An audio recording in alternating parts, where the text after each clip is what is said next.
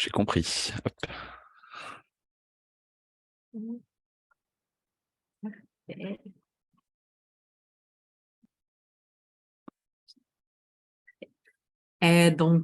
Bonjour tout le monde. Je m'appelle Amélie, je travaille à l'A2C, qui est l'organisation qui a organisé, dans le fond, la journée porte ouverte à laquelle vous avez assisté vendredi.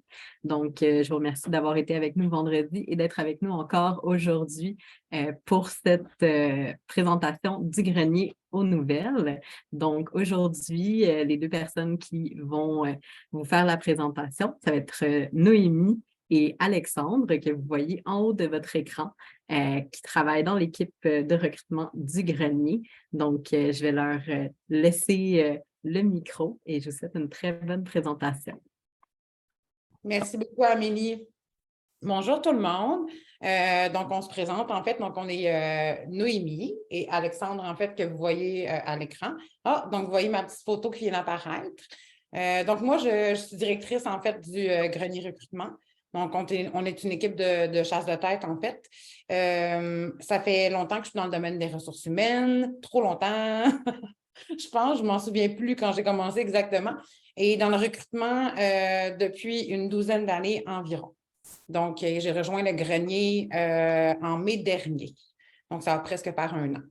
Je vais laisser Alexandre se présenter. Ah, ben oui. Alors, tu avais une très belle présentation suivie là. Je te laisse la. Oui, merci Alexandre. Ce que j'aime le plus de mon métier, en fait, c'est le coaching, tant auprès, en fait, de mes collègues avec qui je travaille pour transmettre mon expérience, mais aussi auprès des candidats, en fait, qui ont des fois, qui se sous-estiment ou qui peuvent avoir de la difficulté, en fait, à se présenter en entretien. J'adore ça aussi, donc donner des conseils. Voilà. Bon, c'est à moi. Écoutez, bonjour tout le monde. Moi, c'est Alexandre. Pour ma part, ça fait 1 an et demi que je suis dans le milieu du recrutement. J'ai eu plusieurs autres petites carrières avant. Puis le point commun qu'on pourrait peut-être avoir, vous et moi, c'est que j'ai étudié également en marketing jusqu'à la maîtrise. Et puis, je suis passé il n'y a pas si longtemps que ça par justement les étapes de on cherche la job, on passe des entrevues, on se prend des portes. Ça me fera vraiment plaisir de répondre à vos questions sur sur toutes vos préoccupations. Donc voilà. On voulait vous mentionner aussi que si vous avez des questions en cours de route, vous pouvez utiliser le chat, en fait. On va laisser une période de questions à la fin. Mais si vous avez des questions en cours de route, n'hésitez pas à les mettre dans le chat. On va prendre le temps d'y répondre à la fin. Ou même en live, là, il n'y a pas de souci. Je veux dire, voilà, on a le chat qui est ouvert. Posez vos questions. Si vous voulez les poser à la suite, à l'oral, il n'y a pas de problème. Si vous êtes un peu timide, on y répondra de manière générale et puis on pourra procéder de la manière dont vous préférez. Voilà.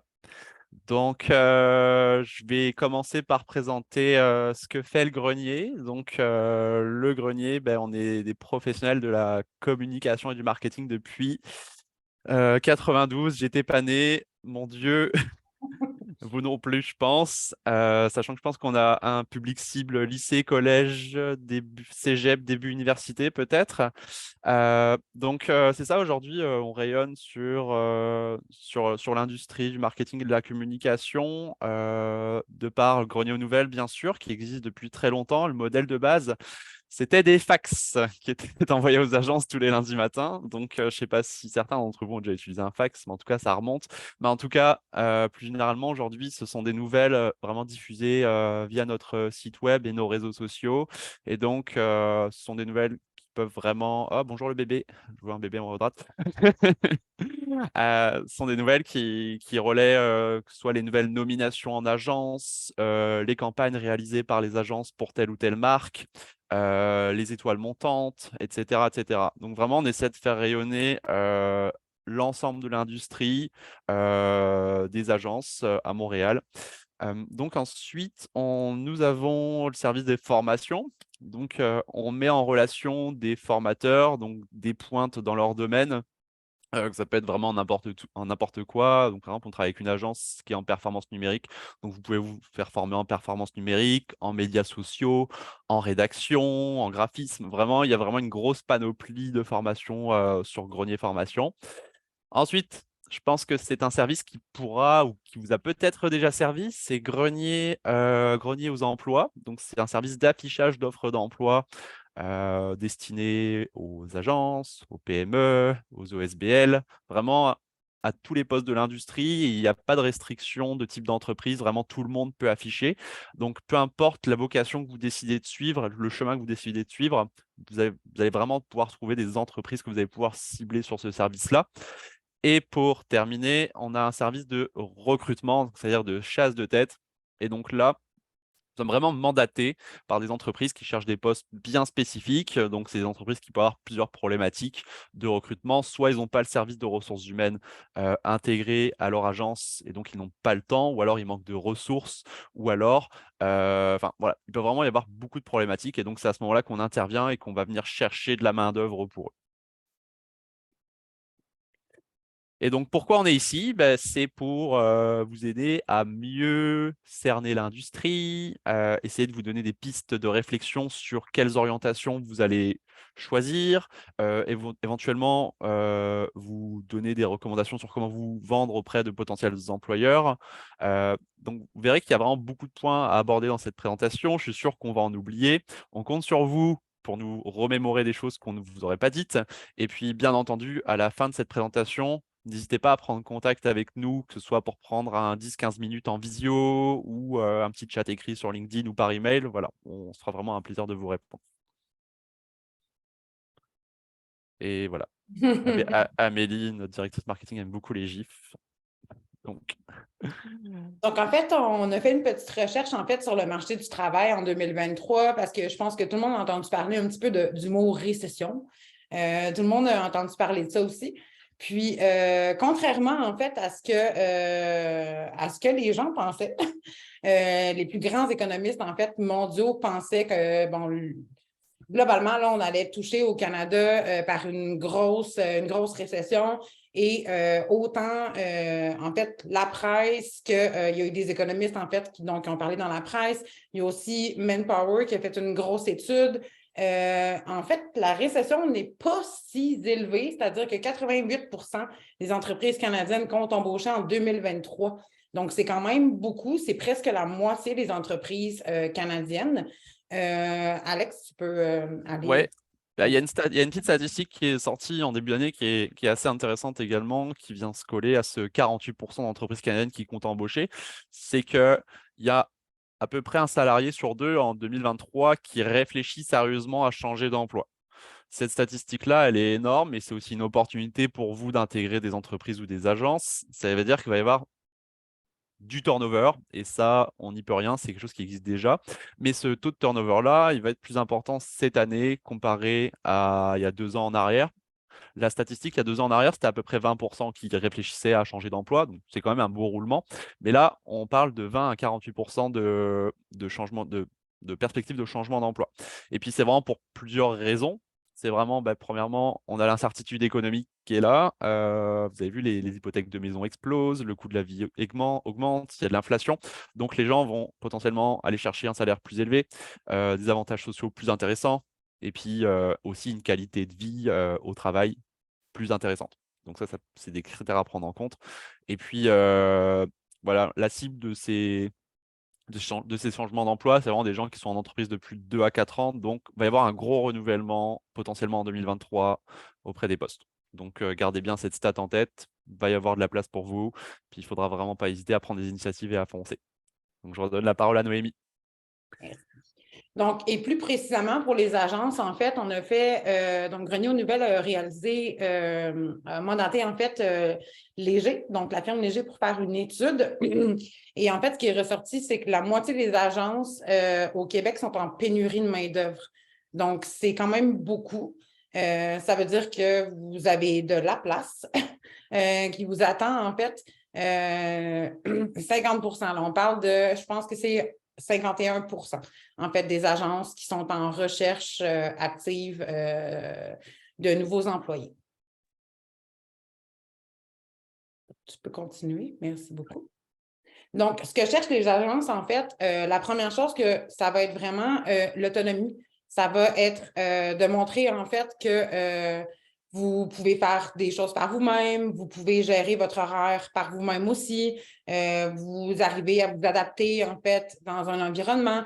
On vous donne des tâches, vous posez des questions. Vous allez prendre vraiment votre place rapidement, en fait, dans une entreprise. Ensuite, la curiosité. Ça, la curiosité, c'est quelque chose qui est toujours recherché dans le monde des agences. En fait, ça va être vraiment de poser des questions à vos collègues, d'aller vous renseigner sur le marché, sur les nouveaux trends, ce qui se fait, en fait, dans le monde des agences aussi.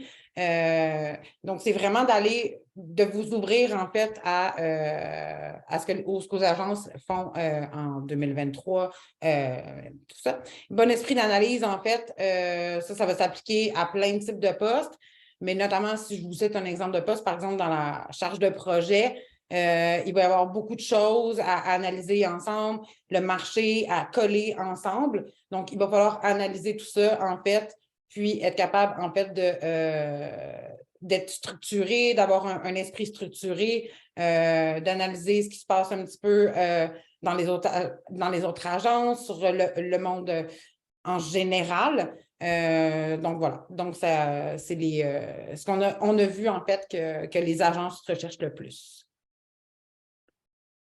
Et comment se démarquer, en fait? Solide portfolio. Même si vous n'avez pas d'expérience professionnelle, ce qui est probablement le cas pour plusieurs d'entre vous, un portfolio, ce n'est pas obligé, en fait, d'être rempli d'expérience professionnelle. Si vous avez fait des choses, en fait, au niveau personnel, c'est-à-dire durant le cadre de vos études ou juste par plaisir de faire des choses, en fait. Donc, mettez votre portfolio, c'est vraiment plus important que ce que vous pensez.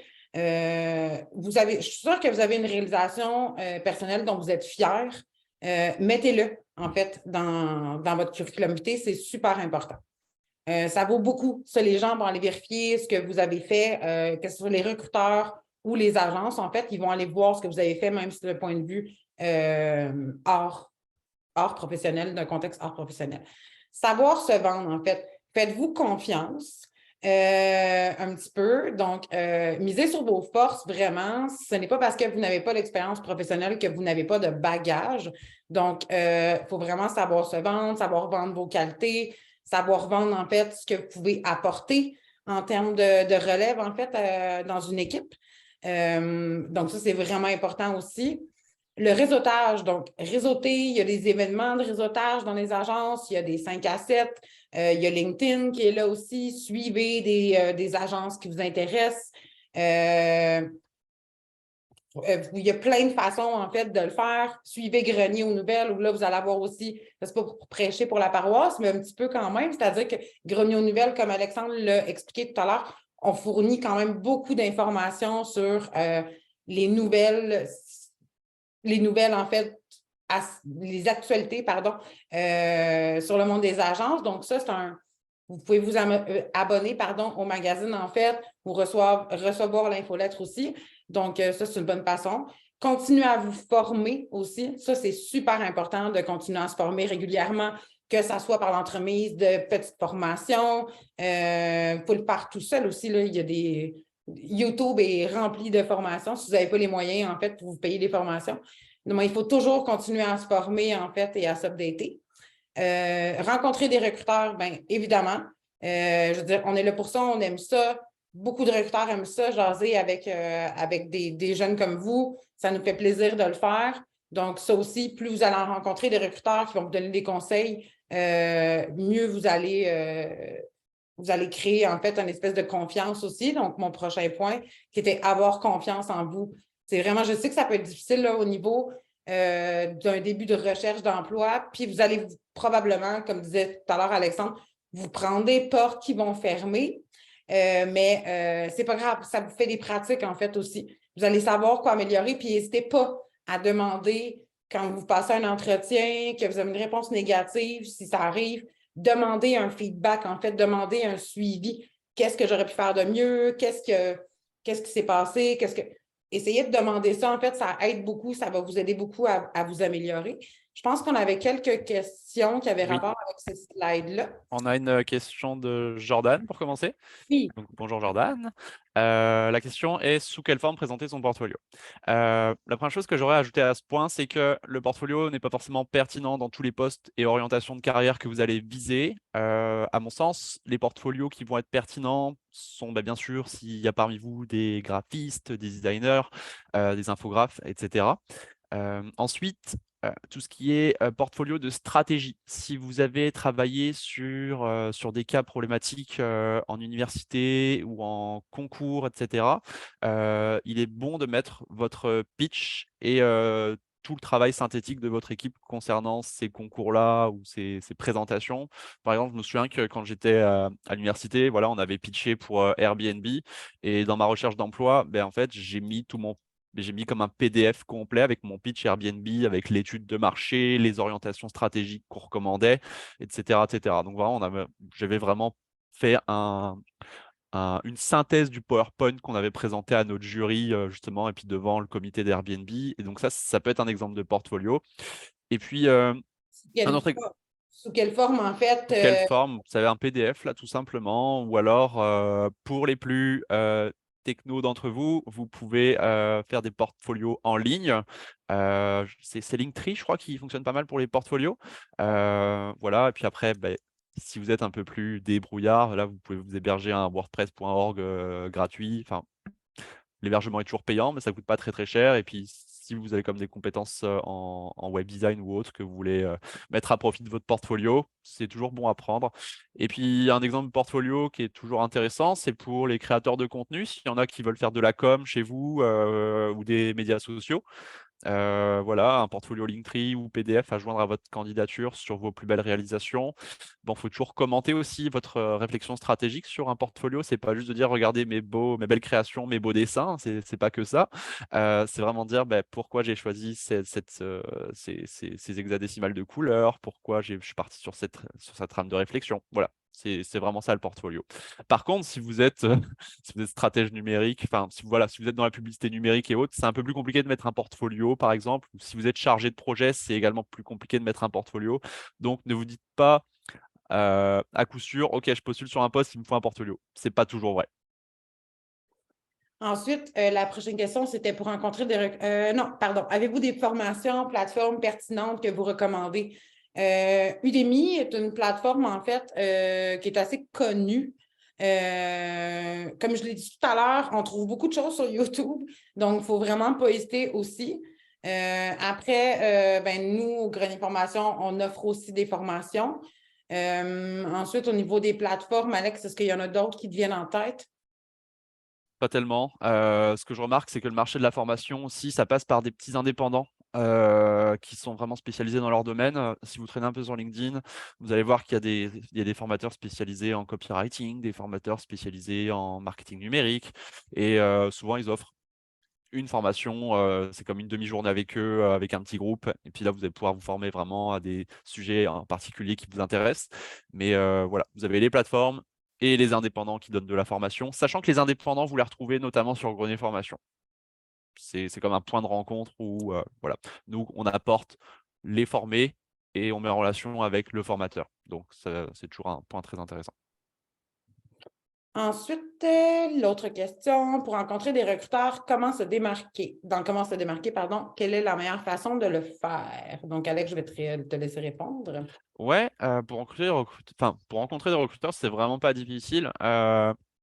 Je dirais que la plateforme numéro 1 pour ça, ça va être LinkedIn. Si vous n'y êtes pas encore, je vous recommande chaudement d'y aller faire un tour et éventuellement de vous intéresser à comment on met un profil à jour, comment on le rend attractif. Je pense que c'est un des premiers points pour vous qui débutez sur le marché de l'emploi. Et ensuite, pour recruter pour rencontrer, pardon, C'est des recruteurs?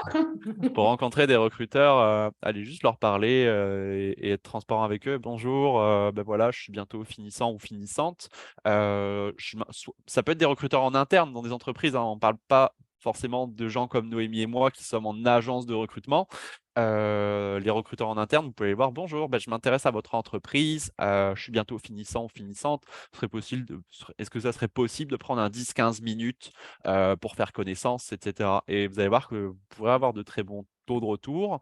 De plus, c'est des appels qu'on appelle des appels exploratoires. Et puis, même si vous n'êtes pas forcément en discussion ou en rencontre pour un poste en particulier dans cette entreprise-là, vous pouvez juste taper dans l'œil du recruteur et 3 mois plus tard, il peut revenir vers vous et dire oh, OK, j'ai peut-être un poste d'entrée pour toi. Est-ce que ça pourrait t'intéresser? Puis là, vous allez vraiment entamer des discussions pour des postes. Donc, Exactement. ça passe vraiment par les petites connexions sur LinkedIn. Vous mettez une petite note à l'invitation que vous envoyez aux ressources humaines des entreprises ou des agences que vous allez trouver. Et vous allez voir que vous pourrez trouver aussi vous pourrez trouver des beaux contacts. Mais je dirais Ah, que ne vous contentez pas forcément des ressources humaines. Par exemple, je ne sais pas, voilà, Jordan, tout à l'heure, tu posais une question. Jordan, tu as 3-4 entreprises qui t'intéressent beaucoup, tu trouves qu'elles ont des belles valeurs, qu'elles vendent un beau produit.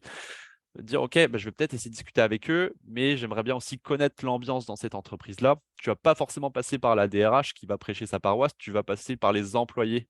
Les contacts employés, c'est super intéressant aussi d'un point de vue neutralité de la vie, parce que si un employé ne se plaît pas dans la compagnie, il va te le dire pour de vrai, il va te dire pourquoi, il va te dire ce qui se passe éventuellement. Et si ça va très bien, il va te le dire aussi.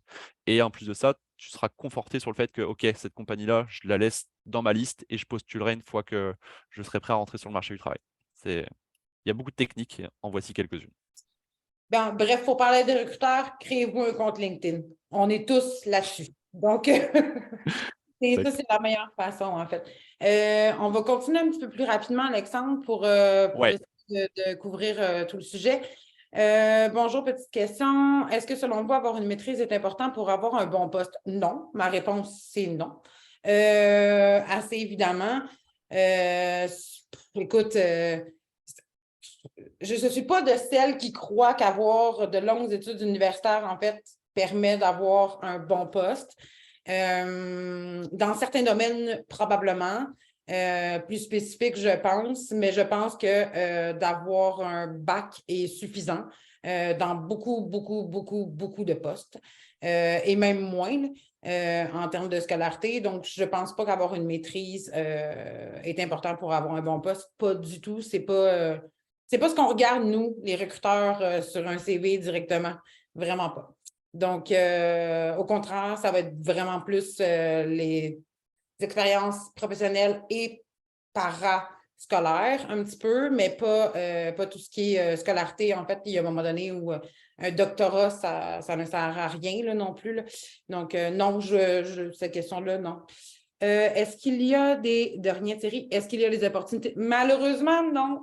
En fait, comme Alex l'expliquait tout à l'heure, nous, on est mandatés en fait par des agences ou des entreprises qui cherchent en fait du personnel et en général, ils font en fait appel à nous parce qu'ils n'arrivent pas à trouver par eux-mêmes. Donc, les opportunités de stage, en fait, vont se retrouver un peu partout là, sur Internet. Il va falloir faire des recherches, mais personne ne paye une agence de recrutement, malheureusement, pour avoir à faire affaire à des stagiaires. Et comme Amélie vient le mentionner, on affiche gratuitement les stages sur Grenier aux emplois. Vous pouvez aller voir aussi. Question de Raël en lien avec la question sur la maîtrise, doctorat, etc. Est-ce que ça impacte les salaires selon le diplôme? Oui et non. On ne dit pas que de faire des études, c'est inutile. Au contraire, là, allez Ah faire non, votre non, bac, non. c'est très bien.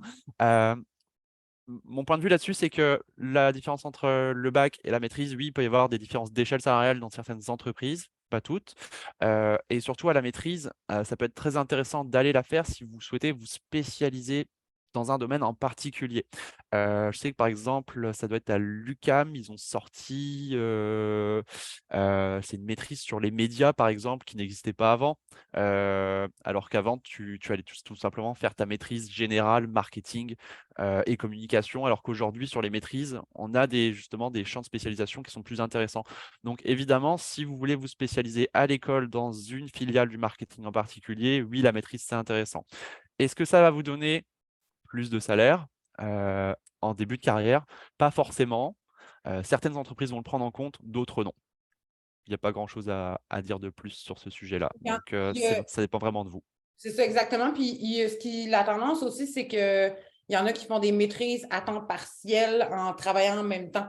Donc, ça, à la limite, comme Alex le mentionnait, pour vous spécialiser, si vous voyez qu'il y a un domaine wow, qui vous intéresse après 2 ans d'expérience, par exemple, dans le marché, là, je donne un chiffre au hasard, et qu'il y a un domaine qui vous intéresse un petit peu plus, beaucoup de gens font des maîtrises à temps partiel en même temps que d'avoir un emploi à temps plein. Donc, ça peut être une solution.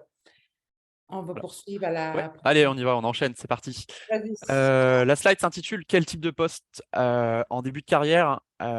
Moi, juste avant de faire mon speech sur tous ces postes qui sont vraiment nombreux, j'aimerais que dans le chat, vous me marquez oui ou non à la question est-ce que vous savez déjà dans quelle branche du marketing vous souhaitez vous orienter? Oh, OK. On a combien? Je vais aller vérifier tout ça, moi, Alex. Ok, bah, j'ai aussi le chat, je le vois là. Moi, je le sais, mais pendant que tu parles, là, effectivement, Yamina, ça peut être pertinent pour l'enseignement. Oui, oui, absolument. Mais ça, c'est. Il n'y a pas beaucoup de noms, hein? Ouais, OK. on a quelques personnes en réflexion, Ouais. mais effectivement, quand on étudie le marketing, il faut savoir qu'il y a de nombreuses branches. Et puis, bah, même si demain, on vous pose la question à 20 personnes, est-ce que tu fais du marketing? Oui, bah, en fait, il y a forte chance que vous ne fassiez pas du tout tous le même métier. Donc ça, on a essayé de vous décrire un peu les postes d'entrée en agence, les intitulés qu'ils portent pour essayer de vous orienter. Et puis, vous allez remarquer que souvent, ces intitulés-là, bon, bref, vous avez compris, que vous allez remarquer, ça commence souvent par coordonnateur, coordonnatrice, assistant également. Donc ça, c'est ce qu'on appelle des postes d'entrée. Donc, par exemple, un des postes très récurrents, on a coordinateur, coordonnatrice, soit général, soit de marketing, soit de service conseil, soit de production. C'est des postes vraiment de gestion. Donc, on va travailler sur des projets marketing pour des clients. Donc, on parle vraiment dans le contexte de l'agence. Et donc, on va juste être le chef d'orchestre ou la chef d'orchestre. Et voilà, on va faire tout ce qu'il y a à faire pour un projet. On va s'assurer que les échéanciers sont bien respectés, qu'on ne dépasse pas le budget, l'enveloppe d'heures, que les ressources ont bien travaillé sur les productions en temps et en heure. Que les affiches sont bien revenues de chez l'impresseur, enfin de l'imprimeur. En fait, voilà, et ça peut vraiment être de tout. Et donc, ça, c'est vraiment des postes de coordination. Ensuite, on a des postes type gestionnaire de campagne numérique. Ça peut être du poste junior. Ça s'appelle parfois de manière différente dans certaines agences. Par exemple, je prends Cossette, ils appellent ça des activateurs numériques, il me semble, à confirmer. Mais donc voilà, gestionnaire de campagne numérique, bah, c'est une personne qui va être très à l'aise sur les campagnes, sur les médias sociaux, Facebook, Instagram, TikTok, Snapchat, LinkedIn, etc. Donc c'est quelqu'un qui va venir poser de l'argent sur des campagnes qui auront été travaillées au préalable, et donc qui va venir gérer ces campagnes-là. Donc il va mettre de l'argent, qui va paramétrer les ciblages de la campagne. Donc moi, je cible un 15-30, un 18-30 ans dans telle zone géographique, et puis voilà, je balance ma campagne. Ça ressemble un peu à ça, c'est du marketing numérique. Après, voilà, on a les postes d'assistant stratège. Ici, on est plus sur de la stratégie, penser à une campagne, faire des recherches sur une population, trouver des cibles justement pour un produit. Donc, par exemple, qu'est-ce que je pourrais trouver comme exemple? Stratégie, ben voilà, une problématique. Grenier aux nouvelles a besoin de plus d'intervenants pour ses formations. Ben voilà, on va mettre en place une stratégie pour trouver plus de formateurs pour vous former. Donc, qu'est-ce qu'on va faire? Ben, est-ce qu'on va faire des affichages dans le métro? Est-ce qu'on va faire des campagnes vidéo en display sur YouTube, etc., etc. Voilà, ça, c'est un peu un rôle de stratège. Acheteur média, planification média, ben, on a le média numérique qu'on connaît tous très bien, je pense, de par nos jeunes âges. Attention, on a aussi le média traditionnel. Et ça, c'est un métier un peu moins connu. Bah, le média traditionnel, c'est on va acheter les emplacements de médias à la télévision, à la radio, sur les abribus. Donc ça, c'est le média traditionnel. Et l'achat de médias numériques, on est un peu plus sur les réseaux, sur du search avec Google Ads, Bing, sur du display, DV360, enfin bref, voilà, tous ces outils-là. Ensuite, analyste. C'est marrant, on parlait beaucoup d'analyste tout à l'heure, mais là, c'est vraiment un métier à part entière. Analyste, est-ce que vous avez entendu parler de Google Analytics, je pense, dans vos études? Je pense que oui, hein. L'analyste va vraiment analyser les datas qui rentrent soit sur des campagnes numériques, soit sur des sites web pour pour analyser du trafic, analyser le comportement consommateur. Par exemple, je vois, allez, je prends un nom au hasard, Lauriève, que je vois sur mon écran, va s'acheter des chaussures sur Internet. Elle est en train de magasiner sur un site web et puis, bon, bah, elle n'est pas convaincue, puis elle s'en va à un moment donné sur son parcours d'achat. Et ben, le boulot de l'analyste, par exemple, une de ses tâches, ça va être de dire, bah mince, c'est d'essayer de comprendre pourquoi Lauriève, pourquoi elle a quitté le site alors qu'elle avait mis 3 paires de chaussures dans son panier et qu'elle était prête à acheter. Donc, ça, c'est le rôle de l'analyste. OK, on va sur Google Analytics et puis, bah, OK, Lauriève, elle a quitté le processus d'achat à ce moment-là. Et puis, on remarque qu'une majorité des consommateurs, ils ont eu à peu près le même schéma. Comment on fait pour analyser? Comment on fait pour optimiser justement le parcours d'achat grâce justement au boulot de l'analyste? Ça peut être une des missions. Ensuite, rédacteur, rédactrice.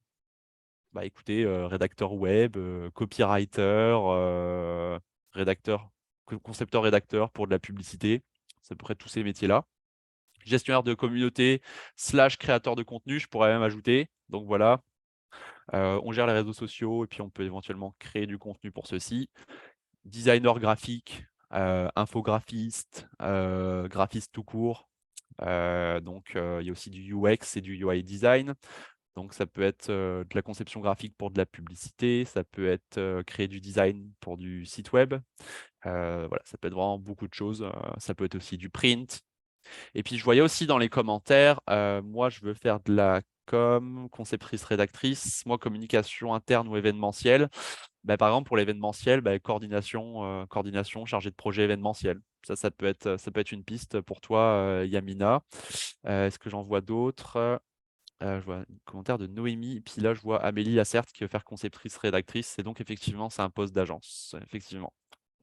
Donc voilà, il y en a vraiment beaucoup des postes d'entrée. Je suis sûr que j'en ai oublié, c'est certain, il y en a vraiment énormément. Je suis désolé s'il y en a qui veulent travailler dans un domaine en particulier et que je ne l'ai pas cité, n'hésitez pas à nous le dire en commentaire. Donc, ne pas vous formaliser. Si vous voyez des postes qui ne portent pas ces appellations-là, qui demandent du 1 an, 2 ans d'expérience, honnêtement, on s'en fiche. Allez-y, c'est pas grave. On sait qu'il y a une petite pénurie sur un malentendu. Ça peut, ça peut fonctionner. Qu'est-ce qu'il ne faut pas faire dans son CV? Moi, je peux vous garantir que j'ai des fous rires à peu près toutes les semaines quand je lis des CV. C'est pas pour me moquer, mais des fois, c'est vraiment très drôle. Un premier conseil que je vous donnerais pour rédiger vos CV, c'est tout simplement d'y donner un titre pertinent. Par exemple, si vous postulez un poste de coordinatrice ou coordonnateur, bah, ne me dites pas que vous êtes stratège ou n'oubliez tout simplement pas de donner un titre. C'est très important. Le premier coup d'œil sert à identifier qui vous êtes et ce que vous faites. Sinon, on ne le lit pas. Bah, on a peu de chance d'aller. Enfin, on va quand même aller voir plus loin, mais ça nous donne quand même un bel indicateur de qui vous êtes. Un recruteur, pour analyser votre CV, il va y passer à peu près 8-10 secondes. C'est le temps d'accroche que vous disposez pour dire OK, on va essayer de lui donner envie d'aller plus loin. Ce En 8-10 fait, secondes. ce qu'Alexandre veut dire, c'est qu'on va, on va pas juste passer 8 à 10 secondes, mais c'est le 8 à 10 secondes qui fait qu'on va C'est le premier vouloir temps aller d'analyse. plus loin, exact, C'est ça. ou on va tasser le CV, en fait.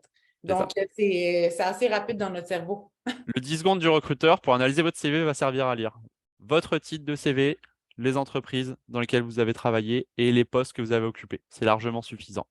Si après cette première analyse-là, vous avez réussi à accrocher l'attention du recruteur, OK, il va prendre peut-être 3-4 minutes pour lire votre CV au complet, vos missions, les langues que vous parlez, les projets sur lesquels vous avez travaillé, etc. Mais gardez bien en tête que un CV, c'est du marketing. Vous êtes dans ce milieu-là, ça tombe bien. Et il faut vraiment, vraiment, vraiment voir éventuellement le CV comme un exercice de SEO. Je ne sais pas si vous avez fait du SEO. Moi, j'appelle ça mettre en avant les mots magiques. Vous postulez pour un poste de coordonnateur marketing général et ce poste-là vous demande d'être organisé, de connaître l'outil Trello ou Asana, de parler l'anglais et puis qu'est-ce que je pourrais... Bref, on va garder ces critères-là en tête. Vous postulez à ce poste-là, il faut qu'on retrouve très vite ces informations sur votre CV, d'où la personnalisation et le travail du CV. Si je ne vois pas ces mots-là, bah, peut-être que je ne vais pas faire attention, que je vais louper les informations. Donc, on essaie de se concentrer fort là-dessus. Deuxièmement, la photo. La photo, c'est pas obligatoire, c'est même pas recommandé sur le CV, mais j'en vois quand même, j'en vois beaucoup. Je dis pas que ça me dérange, au contraire, là, j'aime savoir à qui je vais parler, je vais être honnête. Mais voilà, on évite voilà, la photo avec la robe au bal de promo, la photo dans la voiture avec la ceinture de sécurité qui passe comme ça, comme on peut le voir assez souvent. Si vous tenez vraiment à mettre une photo, mettez une photo professionnelle, s'il vous plaît. Ça vous servira. Ensuite, vous êtes en marketing, vous pouvez être parfois tenté de faire des CV créatifs, ce qui est tout à votre honneur parce que voilà, vous pouvez dire, OK, je vais postuler dans telle entreprise, je vais reproduire sa charte graphique pour montrer que je me suis impliqué et que j'ai pris des recherches sur leur compagnie. Vous pouvez tenter des designs, mais par contre, évitez les 8 couleurs différentes de la palette sur le CV, les 14 polices de caractère, etc. Restez sobre, mais montrez que vous avez fait des recherches. C'est ce que je veux dire. J'ai déjà vu des Picasso en CV et je peux vous assurer que ça fait mal aux yeux. Donc voilà. Et puis évidemment, les fautes. Les fautes, c'est une catastrophe. J'ai eu des chargés de communication. Désolé, chargé de communication, mais vous devez être irréprochable en orthographe. C'est votre métier. Vous êtes amené à rédiger du contenu, que ce soit pour un site web, pour des réseaux sociaux ou autres.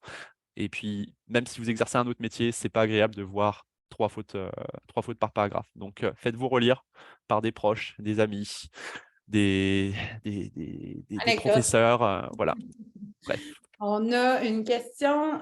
Comment faire lorsque nos compétences ne correspondent pas forcément au poste que l'on recherche? Ça te tente d'y répondre ou C'est une excellente question. En fait, écoute, c'est sûr qu'en fait, tes compétences ne doivent pas être si loin là, du poste que tu recherches. Donc, c'est-à-dire qu'on peut pas, on parle pas de deux extrêmes. C'est comme moi qui fais du recrutement, par exemple, depuis 12 ans. Si je cherchais un poste, en fait, qu'est-ce que je pourrais? De bouchère, en boucherie, ça ne fonctionnerait pas du tout. Là. Je veux dire, il y a un clash énorme. Mais si ça se rapproche, en fait, il y a toujours des compétences qu'on appelle, en fait, les compétences transversales. Donc, c'est des compétences, en fait, par exemple, je vois, je ne sais pas, écoute, un gestionnaire de projet, un chargé de projet, par exemple, qui veut se diriger plus vers de la charge de projet web, par exemple. Donc, ça va être les compétences transversales qui vont être utilisées. En fait, les compétences, écoute, si tu fais, par exemple, de la rédaction, si tu es habitué en rédaction dans le poste actuel que tu as et que tu veux te diriger vers un poste un peu plus en rédaction, mais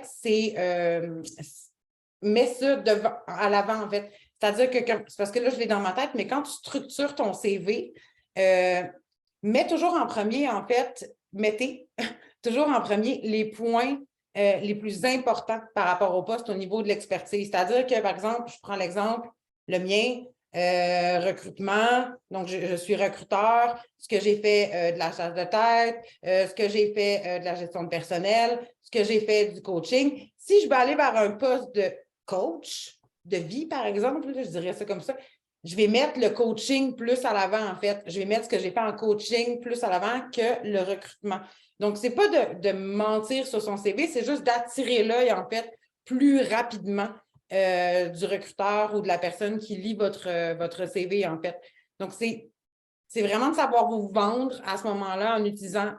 Les compétences sont très transversales. Là. On est capable d'utiliser les compétences qu'on a fait, en fait, dans un poste pour les mettre dans un autre poste. Là. Ça peut s'embriquer très bien. Là. Façon de formuler les phrases, façon aussi de justement de mettre l'accent un petit peu plus sur une compétence qui est requise pour le poste que tu as acquéri, mais peut-être plus légèrement, sans mentir non plus sur ton CV. Ce n'est pas du tout ce qu'on recommande. Donc, j'espère que ça répond à la question, qui était une excellente question.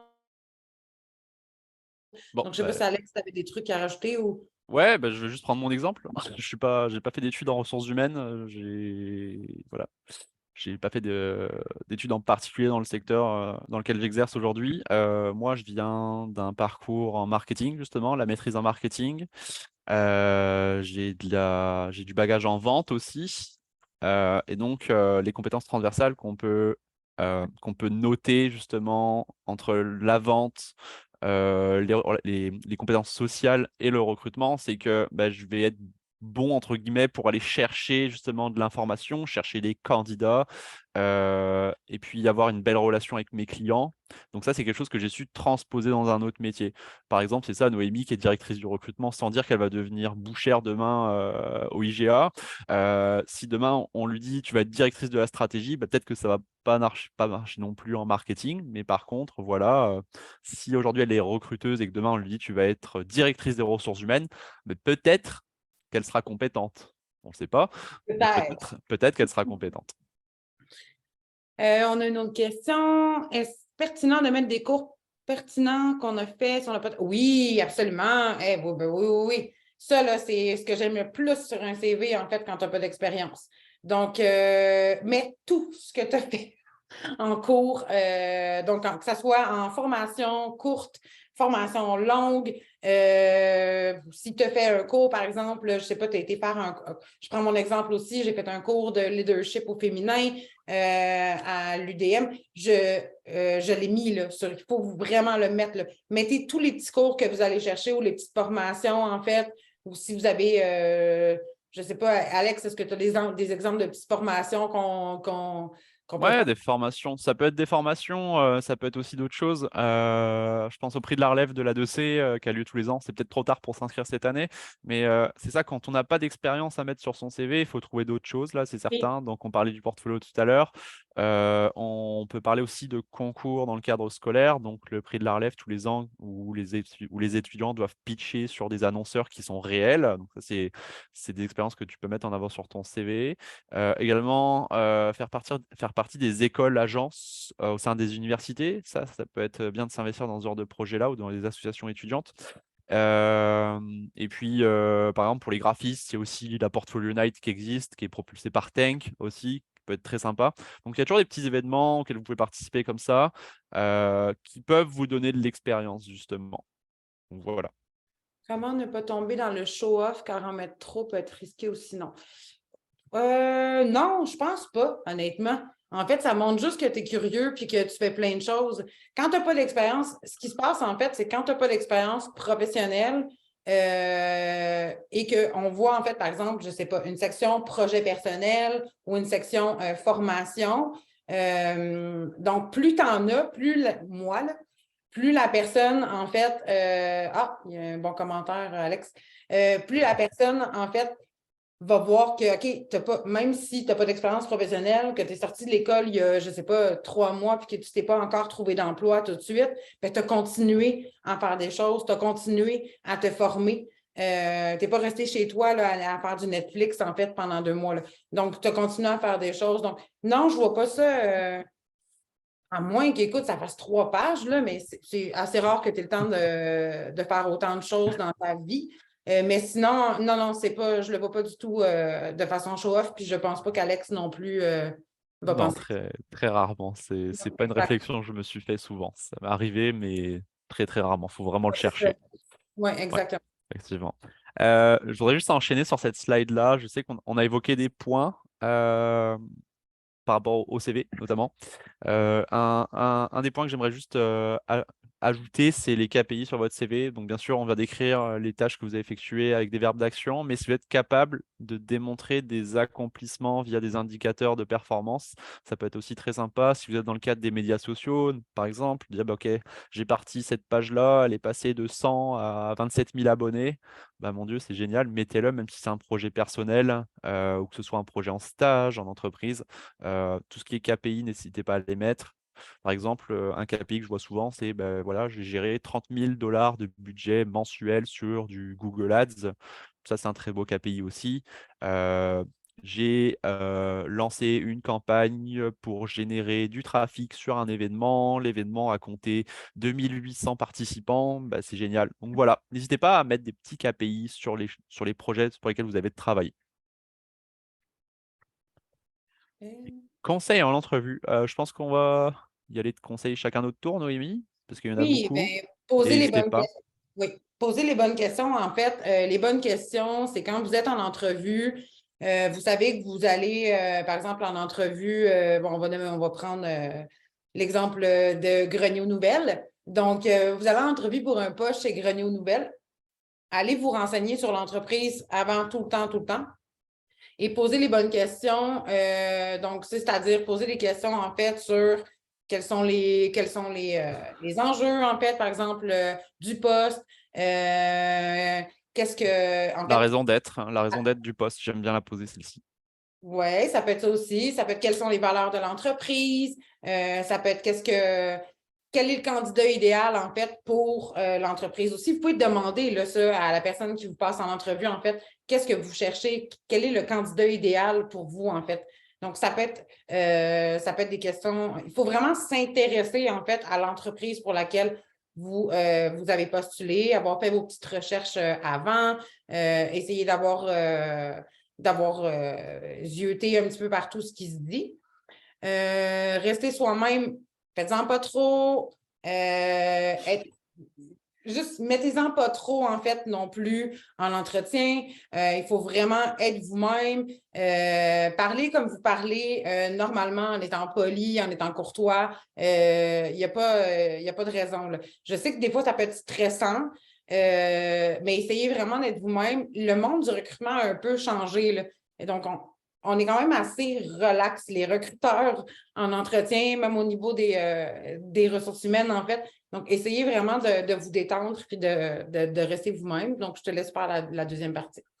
Ouais, bah c'est ça, rester soi-même, être transparent. Bah, exactement, s'il y a quelque chose que vous ne savez pas, bah, n'hésitez pas à dire je sais pas, plutôt Oui, que d'inventer des choses ou essayer de faire croire que vous savez, parce que ça peut juste allumer un red flag chez la personne qui est en face de vous et puis dire ok, on va pas aller plus loin.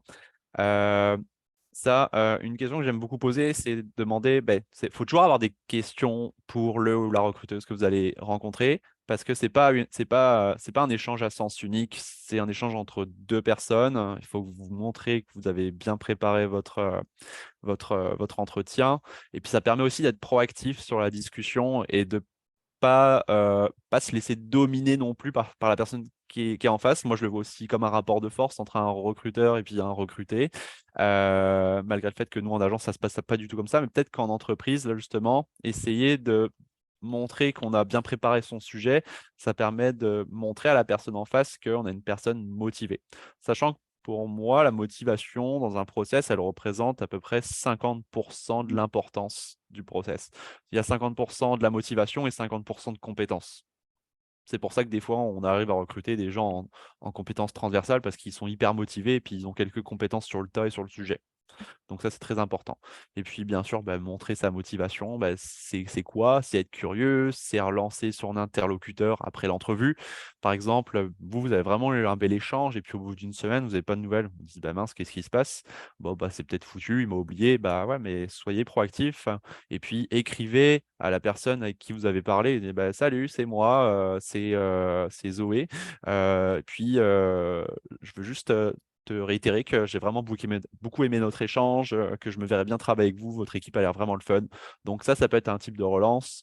Et puis voilà, ça peut tout simplement vous permettre de décrocher une deuxième petite entrevue, peut-être aller voir l'équipe au bureau. Et puis voilà, on sait jamais. Chaque action va avoir une conséquence dans un process. Donc n'hésitez pas. On est en marketing. Le marketing est quand même relié à la vente. Donc soyez des vendeurs quand vous cherchez une job. Ça peut être un bon conseil. Quelques outils pour vous, écoutez, c'est très très simple, hein. Grenier aux emplois où il y a quand même en permanence entre 300 et 400 offres d'emploi dans votre secteur. On est vraiment spécialisé là-dedans, donc n'hésitez pas à aller voir. et c'est gratuit pour vous. Et c'est gratuit pour les étudiants, bien sûr, parce que c'est gratuit pour tout le monde, même quand on est Gratuit pour tous les candidat. chercheurs d'emploi, oui. Entrer en contact avec des gens ou des connaissances qui travaillent en agence ou en entreprise, ça peut être un très bon point pour vous. On l'a évoqué tout à l'heure, hein, ça passe vraiment par les relations, le réseau. Bon, bien sûr, c'est pas obligatoire, mais ça aide beaucoup. Et peut-être que au lieu d'avoir une opportunité que vous allez avoir et puis vous allez être très content, vous allez finir dans une entreprise, peut-être qu'au lieu d'une, vous allez en avoir trois. Puis parmi les trois, peut-être qu'il y en a une qui vous plaira plus que d'autres, qui sera plus dans vos valeurs, qui travaillera sur des produits ou des clients qui vous allumeront un peu plus. Donc voilà, n'hésitez pas à décupler les démarches.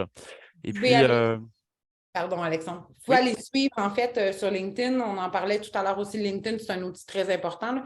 Si vous le savez, là, LinkedIn, c'est le réseau social, en fait, professionnel.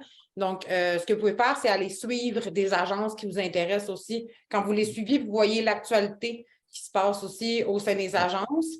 Donc, ça, c'est une bonne façon, en fait, aussi de savoir ce qui se passe. Puis, vous allez peut-être voir que vous avez des contacts en commun.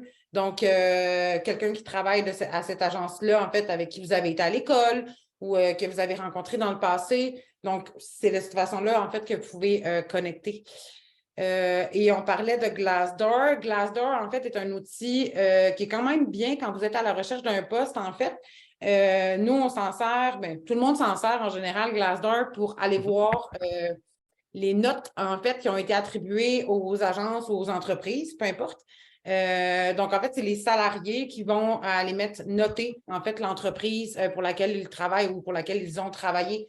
Donc, en général, on peut voir directement là, la moyenne. Par exemple, c'est une moyenne sur 5. Donc, si l'entreprise ou l'agence a une bonne moyenne, on va le voir tout de suite. On va voir, en fait, il y a même des conseils. Il y a des gens qui vont mettre des conseils sur le processus d'entrevue, comment ça s'est déroulé, tout ça. Il y a des gens qui vont même parler des conditions de travail, d'autres qui vont parler de l'équipe, d'autres. C'est un bel outil pour aller faire des petites recherches avant de sélectionner vos agences.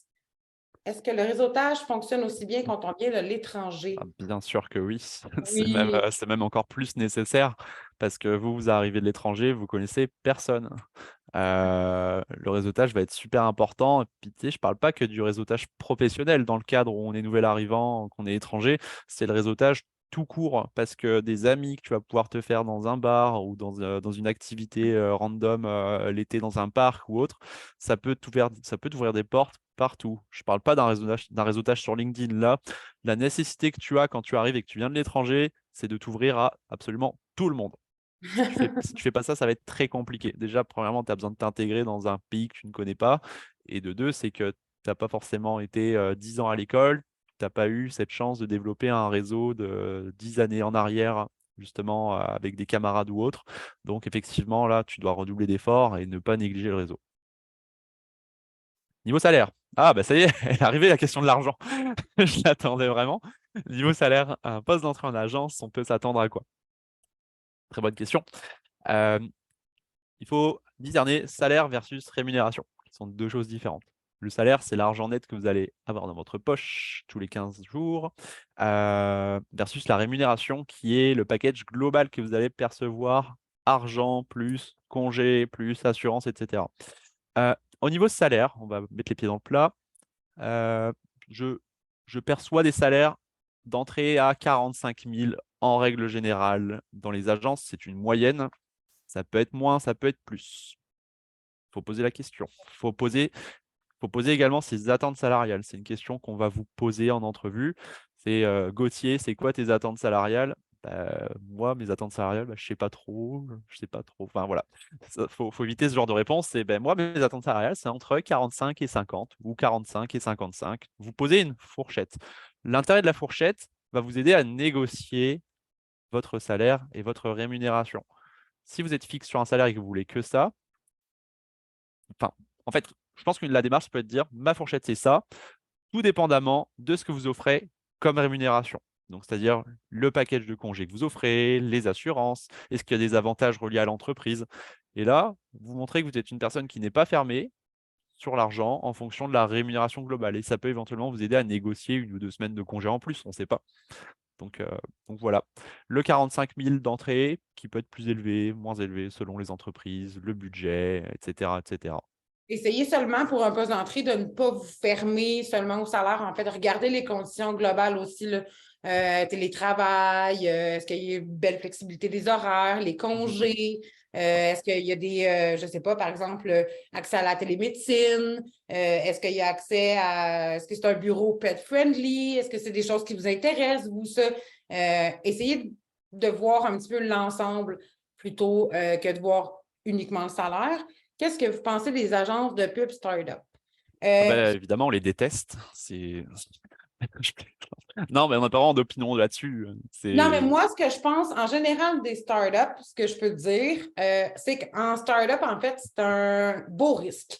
Ça, c'est-à-dire que ça. les startups, en fait, c'est un endroit où tu vas toucher à tout. C'est-à-dire que tu vas tellement faire de choses en même temps, ça va être super intéressant. C'est un risque parce que c'est une startup et qu'il y a beaucoup de startups, en fait, qui malheureusement n'arrivent pas à survivre. Par contre, les startups, en fait, tu peux aller te renseigner un petit peu pour voir au début. Il y en a qui ont eu des rondes de financement, il y en a que ça va bien. Donc, ça apporte quand même une certaine stabilité, en fait, si on ont été capables de chercher du financement. Mais au niveau de l'expérience, je dirais que c'est quand même une très belle expérience, en fait, les startups, puisque c'est vraiment un monde, en fait, où tu vas vraiment toucher à beaucoup de choses en même temps, qui va peut-être te permettre de préciser un petit peu plus ce que tu veux faire dans le futur de ta carrière. C'est ça. Puis pour ma part, j'ai pas vraiment d'avis sur les startups. C'est ce que vient de dire Noémie. Voilà. Ben, moi, Euh, c'est Écoutez, niveau timing, c'est pas mal l'heure, c'est 13 h, mais sachez que si vous souhaitez continuer à poser des questions, j'ai pas d'impératif de prévu dans mon agenda, donc moi je peux rester sur le visio. Donc n'hésitez vraiment pas si vous voulez poursuivre en plus petit comité pour discuter, ça me fera plaisir. Et puis ben, si vous voulez continuer à poser des questions de manière générale, n'hésitez pas non plus. On est là. en parallèle, en fait, ce que je vais faire, c'est que je vais dans le chat, juste avant que vous quittiez, je vais vous envoyer en fait nos deux liens LinkedIn à moi et Alexandre. Donc, vous allez pouvoir nous ajouter par la suite. Je vais juste les mettre dans le chat pour ceux qui vont quitter tout de suite et pour ceux qui restent, en fait, vous allez pouvoir continuer à jaser avec Alexandre. Je suis là. Donc, je vous mets le mien ici, si vous voulez le prendre, et je vais aller chercher celui d'Alexandre. Tu n'es pas dans mes favoris, Alexandre, ça doit être pour ça. Quel dommage. Quel dommage. Mais dans les questions récurrentes qu'on peut avoir aussi, c'est ben, moi, c'est une question que je vous poserai, c'est est-ce que vous vous attendez à avoir une carrière en agence, une carrière complète, ou est-ce que vous dites bah, je vais faire le saut entre client, annonceur, etc.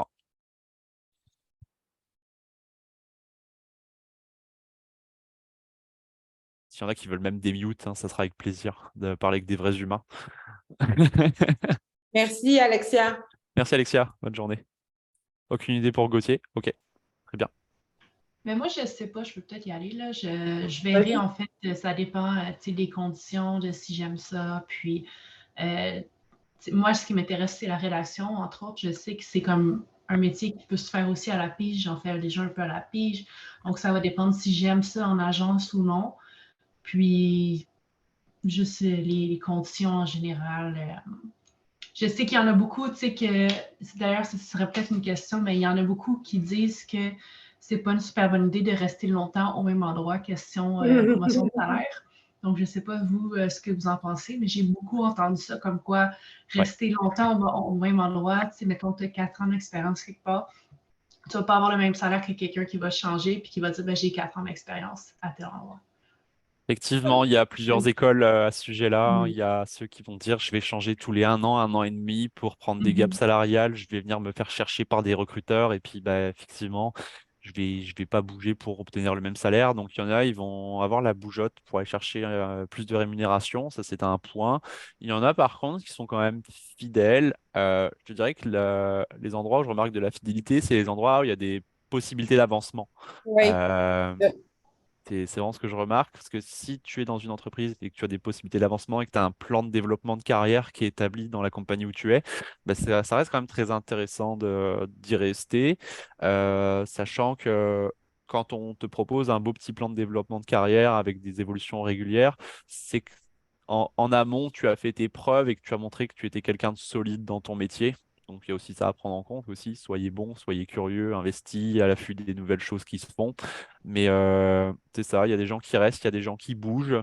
Il y a également des gens qui me disent, désolé, bah, actuellement je suis en agence, mais je ne changerai pas pour aller dans une autre agence. Soit ils vont continuer, soit ils vont prendre le choix de, de poursuivre dans leur agence actuelle, ou soit ils vont avoir une belle opportunité côté annonceur parce qu'ils vont vouloir voir ce qui se passe de l'autre côté. C'est ce qu'on remarque. Mais en fait, si tu veux, je te dirais que Nous, ce qu'on aime le plus sur par exemple, on regarde beaucoup de profils LinkedIn, là, on passe notre journée à faire ça. Les gens qui ont trop la bougeotte, c'est même, même au niveau de nos clients, c'est pas facile de les vendre, ces gens-là. Parce que bon, la personne qui recrute, elle va avoir peur, elle va se dire, OK, il n'est pas très stable, il reste un an au même endroit, donc moi, j'investis dans cette personne-là, le temps de formation qui dure plusieurs mois, puis dans 9 mois, il va être parti après. Ça, c'est risqué, c'est prendre un pari risqué. Vraiment, ce qu'on aime le plus voir, parce que moi, ce que j'aime le plus voir sur un profil, ça va être les gens qui ont, genre, OK, ils sont passés, ils sont restés, je sais pas, ça fait 5 ans qu'ils sont au même endroit, je te donne un chiffre comme ça, puis ils ont upgradé, ils sont devenus comme, OK, au début, ils ont fait un poste d'entrée, après ça, ben, ils sont devenus, je te dis, chargés de projet, après ça, genre, Superviseur. superviseur, après ça, tu vois, là, fait que tu te dis, OK, si la personne, elle a progressé, c'est que, elle a les capacités, elle est bonne, elle est bonne, là, genre, c'est qu'ils veulent pas la perdre, en fait, à l'interne. Ça vient forcément avec des augmentations de salaire quand tu progresses à l'interne. Je te dirais que c'est ces profils-là qui sont plus ciblés après, puis qui peuvent avoir des gros postes, là, plus en direction stratégique. Ouais. C'est vraiment, ça, c'est plus intéressant que les gens qui bougent tout le temps, là. Ouais, C'est plus c'est risqué. clair. C'est clair. On a une question de Théodora. Bonjour Théodora, qui nous demande est-ce que c'est mieux d'avoir un CV de une page seulement en design graphique? Bah, je te dirais non, pas forcément. Il n'y a pas vraiment de règles spécifiques à ça, sachant que si tu es en design graphique, toi, tu vas tout donner sur ton portfolio. Ouais. Donc, non, pas spécialement. Une page, 2 pages, c'est correct. Entre une et deux, là, mais comme je l'ai mentionné tout à l'heure, c'est comme un CV d'une page, c'est très correct. Un CV de 10 pages, on oublie ça. Parce que le recruteur arrête de lire après, après pas beaucoup. Mais ça peut aller, pour ceux qui ont beaucoup d'expérience, ça peut aller jusqu'à 4 pages. Là, si on parle des gens qui sont très C'est très expérimentés. rare, hein. C'est très rare, Oui, mais ouais. oui, mais en moyenne, c'est 1 à 2 pages là, qu'on voit. C'est pas Ouais, beaucoup. c'est ça, exactement. De Parfait. rien. Ouais. Mais je Voilà. te laisse répondre à Fabrizio parce qu'il y a une question Oui, intéressante. pardon. Stratégie. La stratégie est un des postes qui m'intéresse le plus, mais ce n'est pas vraiment un poste d'entrée, non. Alors, ben oui et non. La stratégie. Tu peux avoir des postes d'assistant stratège, ça existe dans certaines compagnies. Et également, j'ai remarqué dans les agences de taille moyenne, par exemple, tu vas rentrer pour faire de la coordination. Ce qui est rigolo avec le poste de coordination, c'est que tu vas avoir un aperçu sur tous les métiers de l'agence. Tu vas voir ce que fait le département au design graphique, tu vas voir ce que fait le département au service conseil, tu vas voir ce que fait le département à la stratégie, aux campagnes numériques. Et ça te permet de découvrir vraiment l'éventail des métiers en agence. Mais au-delà de ça, dans les agences de taille moyenne, quand tu as un brief justement à faire pour un client, quand tu as un pitch à faire, parfois les coordinateurs ou les postes d'entrée peuvent être sollicités justement pour participer au pitch. Donc ça te permet potentiellement parfois de mettre un pied dans la création, enfin dans la stratégie, pardon. Donc ça, j'ai des clients qui travaillent comme ça. Donc il y a un brainstorm, donc ils vont chercher toute l'équipe conseil, cordo, chargé de projet, stratège, et puis allez, on y va. Qu'est-ce qu'on peut faire pour ce client-là avant de pitcher? Donc tu peux quand même toucher à la stratégie.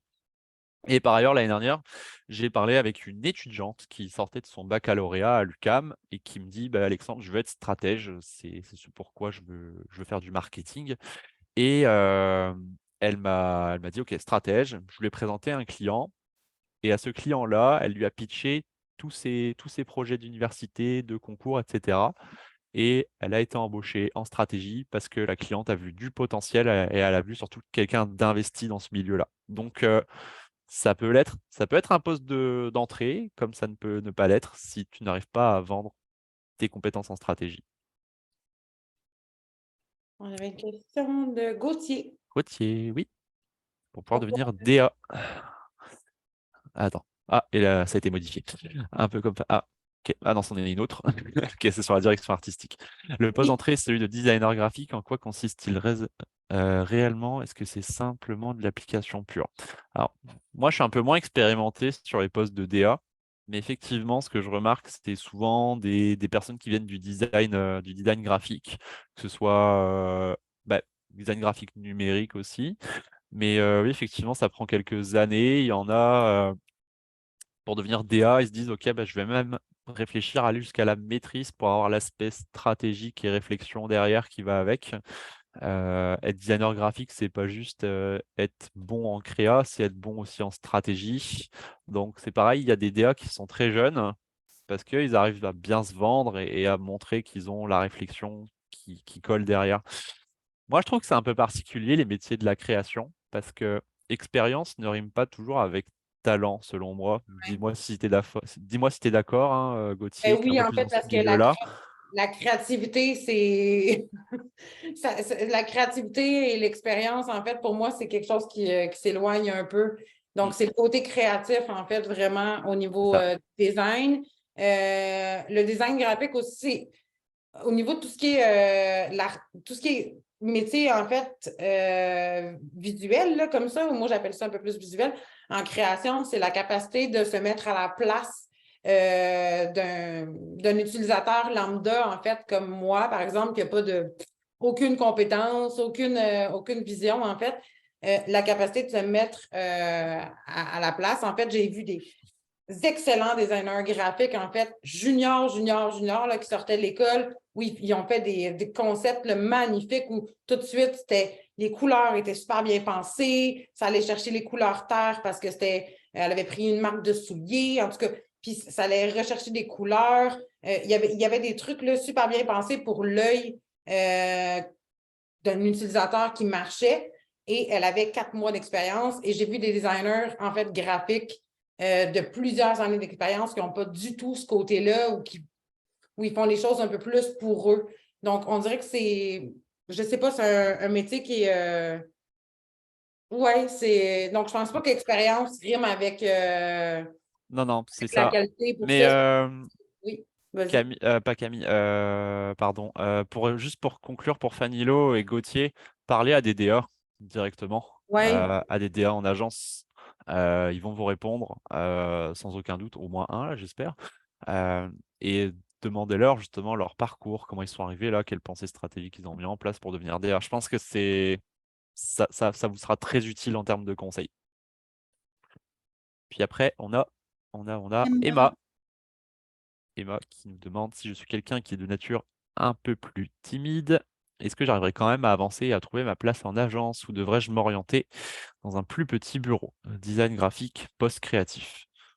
Bah, la créa, ça dépend. T'es pas obligé d'être extraverti, je pense. Tu sais, le milieu de l'agence ne rime pas avec des gens extravertis, super allumés, qui travaillent 12 heures par jour et qui ont des idées qui sautent partout. Là, c'est pas du tout ça. Tu as le droit d'avoir ta personnalité introvertie, justement, surtout quand tu es en design graphique et en post-créa, où justement tu as besoin d'être plus posé. C'est pas des postes où tu es nécessairement en contact avec le client directement en plus. Donc, je pense pas que ce soit réellement un problème. Il faut bien sûr que tu aies des capacités de communication pour parler avec tes collègues là. Faut pas non plus, voilà, faut pas non plus être fermé à 100%. Mais voilà, tant que tu communiques de manière efficace avec tes équipes, avec la chargée de projet, les gens qui gèrent tout ça, pour moi, ça pose pas de problème. Tu auras ta place. Ensuite, on a Camille. Pourtant, souvent, les entreprises cherchent des personnes avec de l'expérience. Bah oui et non. Il faut un peu de tout. Il faut des personnes avec de l'expérience, mais il faut aussi des juniors, justement, pour apporter un vent de nouveauté, un vent de fraîcheur. Des gens qui arrivent avec des nouvelles pratiques, qui aiment bousculer les codes. Ça, c'est super important pour remettre en question les grandes lignes de son entreprise et ses équipes. Euh, et puis, je pense pas que ce soit faisable dans le monde d'une entreprise où tu as 50 salariés d'avoir 50 personnes expérimentées. Je pense pas que ça se trouve, déjà, premièrement, en termes de ressources, en termes de budget aussi, ça coûte plus cher. Et puis, c'est aussi super intéressant de faire monter en compétence des gens qui sortent de l'école, hein, et qui ont plein de choses à apporter et aussi à apprendre. Tu sais, c'est toujours une combinaison au fil du temps. Tous les ans, tu as des nouvelles personnes qui arrivent, qui viennent rejoindre celles plus expérimentées et qui vont venir juste casser leurs habitudes, montrer de nouvelles pratiques. Voilà. Quels sont généralement les avantages rémunération que les agences proposent? Bah, on a un peu parlé tout à l'heure, on va pas trop se réattarder là-dessus, mais c'était à peu près 45 000 dollars en poste d'entrée. Ça peut être un peu plus haut si tu as eu des expériences pertinentes à mettre en valeur. Après, souvent, ça commence à 3 semaines de congé en agence quand tu débutes. Puis après, tu peux éventuellement te faire proposer une assurance, une télémédecine, un compte de Le dépenses. des horaires, en Ouais. général. Souvent, en ce moment, ce qu'on voit le plus, c'est le mode hybride aussi. Bonne Donc, journée, Yamina. pardon? Non, je disais bonne journée à Yamina. Ah, OK, parfait. Donc, le mode hybride, donc mix télétravail, mix au bureau, c'est ce qu'on va le voir un petit peu plus. Mais ça, vous le savez, là, depuis la pandémie, c'est un peu plus fréquent. Donc, c'est ça. Il va y avoir quoi comme. Il y a certaines entreprises. Après, ça dépend vraiment. Il y a des entreprises qui ont des avantages sociaux, en fait, qui peuvent être un petit peu hors du commun. Là, comme je disais tantôt, les bureaux qui sont pet-friendly où tout le monde peut amener son chien ou en fait, des gens qui vont partir une semaine en chalet pour faire de la création, des choses comme ça, où c'est l'entreprise qui paye.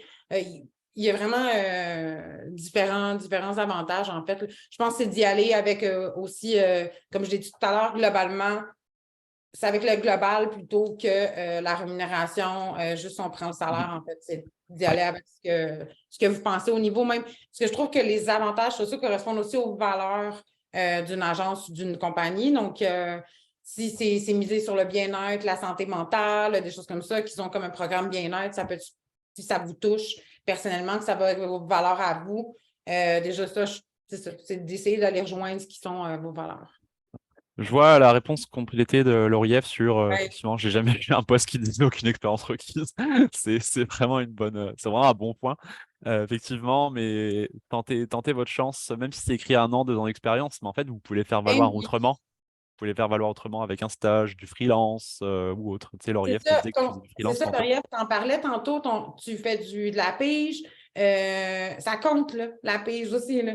Ça compte dans ton CV. Si vous avez fait des stages, ça compte dans votre CV. Si vous avez fait des projets personnels, ça compte dans votre CV. Donc, oui, il faut y aller. Souvent, en fait, quand vous voyez, là, quand tu dis c'est toujours un minimum 2 ans d'expérience en agence, même pour un poste junior, ils mettent ça parce que c'est ce qu'ils veulent comme dans le mieux du mieux du mieux.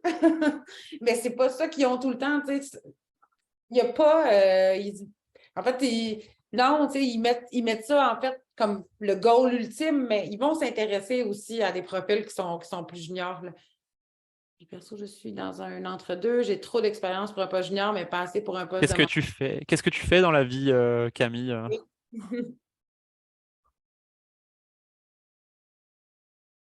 Est-ce que tu es en design graphique?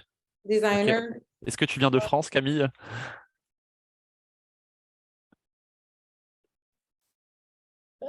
Du coup, je vais faire avec le micro. Mais oui, mais du coup, oui, on est en Oui. contact déjà tous les deux Oui, avec oui, ces je sais qui tu es. Je t'ai reconnu il y a un quart d'heure, je pense, à peu près. Ok, très bien. Oui, c'est sûr. Et puis, juste pour ajouter un outil qui est super utile, petit clin d'œil à l'A2C, c'est le répertoire des agences qui se trouve sur leur site. C'est la liste des agences membres du Québec. Ce que vous pouvez faire, c'est qu'on a noté tout à l'heure qu'il y a beaucoup d'entreprises qui prévoyaient d'embaucher dans l'année 2023. Ben, en fait, c'est juste que statistiquement, il y a peut-être une entreprise sur 2 qui va recruter des postes d'entrée dans son agence en 2023. Donc, n'hésitez pas à y aller en candidature spontanée. Il y a toujours ce que j'appelle le marché caché de l'emploi. Il y a les offres que vous voyez sur les job boards, sur LinkedIn, sur Grenier, et puis il y a les autres. Il y a les autres qui ne sont pas là. Puis vous ne savez pas qu'elles existent, mais elles sont bien là. Et je pense qu'il y a une belle proportion d'offres d'emploi cachées. Donc, pour les découvrir, c'est juste rentrer en contact avec des entreprises de manière spontanée, avec des candidatures. Voilà, vous mettez un titre de CV, voici ce que je veux faire. Sachez que je suis disponible si jamais vous cherchez quelqu'un dans ce secteur-là. Ça peut être très pertinent pour vous. Puis, elles seront très contentes d'avoir des jeunes qui s'intéressent à elles aussi. Voilà, y a-t-il d'autres questions? Où est-ce qu'on vous a? On est super nombreux là, parce qu'on est en train de jaser, mais Ouais, c'est cool, on quand fait même un encore, bel overtime. Là. OK, je vérifie. N'hésitez pas, on est encore là. On peut rester encore une dizaine de minutes avec vous si vous le souhaitez. Sinon, je vous ai envoyé plus haut, je ne sais pas si tout le monde a eu le temps de les copier, mais nos LinkedIn à moi et Alexandre sont plus hauts. Donc, si vous voulez les prendre, nous rajouter. Ah, vas-y, petite main levée. Oui, ben je pensais à quelque chose. Dans le fond, vous parliez de justement d'évoluer dans une même entreprise en changeant de poste. Mettons que, moi, mettons, ce qui m'intéresse, c'est la conception-rédaction. Mettons que j'arrive à rentrer comme conceptrice-rédactrice puis que je veux rester conceptrice-rédactrice. Est-ce qu'il y a vraiment moyen comme d'avoir des promotions intéressantes en gardant le même poste? Je pense que ça se joue sur la seniorité, sur la conception-rédaction. Je suis pas expert absolu dans ce poste-là, mais pour moi, c'est plus qu'on te donne un plus haut niveau de seniorité, qu'on te donne de la responsabilité pour travailler sur des campagnes de plus grande envergure. Moi, je vois plus ça comme ça. Après, Euh, coacher une équipe aussi. ouais, tu peux éventuellement avoir une ou deux personnes sous ta direction en Ça. conception-rédaction avec ta seniorité, mais voilà, c'est comme ça que je le vois. Après, parle à des concepteurs-rédacteurs en agence également. Parler Ben aux gens. oui, tu sais, avec ta seniorité, en fait, pratiquement tous les postes, hein, de toute façon, que ce soit de ce monde-là, mais pratiquement tous les postes où tu vas grandir, comme Alex te disait, ils vont te donner bon, des plus grosses campagnes, des choses. Après, en fait, tu vas pouvoir mentorer des plus juniors aussi. Ça, c'est peu importe les métiers, quand tu fais ton chemin là-dedans, tu vas pouvoir, si tu aimes ça, coacher, si tu aimes ça, partager des choses, puis comme, tu sais, brainstormer avec des plus juniors aussi. Ça, tu peux y arriver là, dans ce métier-là, mais je ne sais pas si c'est inventé. Est-ce que dans ta situation, changer de poste régulièrement serait une bonne chose? Probablement pas. C'est ça qui se passerait. C'est que peut-être que tu irais chercher un 5K de plus par année, mais au final, est-ce que tu avancerais? Est-ce que tu travaillerais sur des plus gros projets? Est-ce que tu aurais une équipe en dessous de toi? Mais ça dépend vraiment de ce que tu cherches après, là. Mm. Moi, je sais que j'aime ça, travailler en équipe. J'aime ça avoir une équipe qui travaille avec moi. Travailler seul tout le temps puis changer de job toutes les années, ça ne m'intéresserait pas. Mais c'est ça, c'est vraiment toi qui vois là, plus Ouais. c'est ce que tu as envie de faire là aussi. Là.